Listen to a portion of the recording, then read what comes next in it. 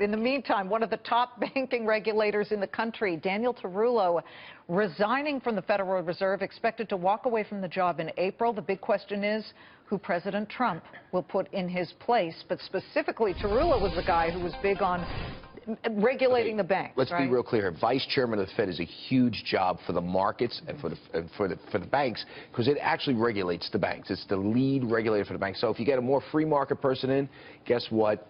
Bank stocks will probably go up because they'll loosen regulation. And there are a trio of free market people that are vying for this job. One is CEO of GE Energy, a guy named David Nason. Okay, so that's one guy. He's considered conservative. Wait, not the most conservative. GE Energy? Yes. How does that make him qualified to be at the Fed? Because he understands regulation. GE was a SIFI, systemically important financial institution, and he gets the regulation that they came under. Number two is a Congressman, French Hill from Arkansas.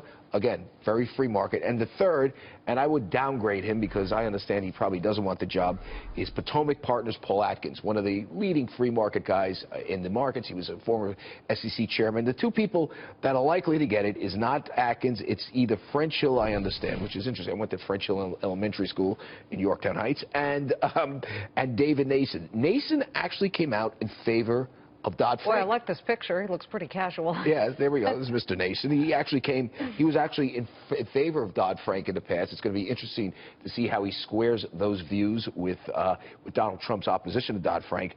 And French Hill is considered a very free market guy. Again, this is very big for the markets. The reason why?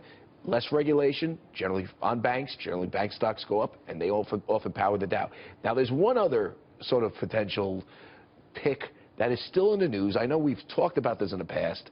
It's whether Anthony Scaramucci will get the public liaison job to the business community.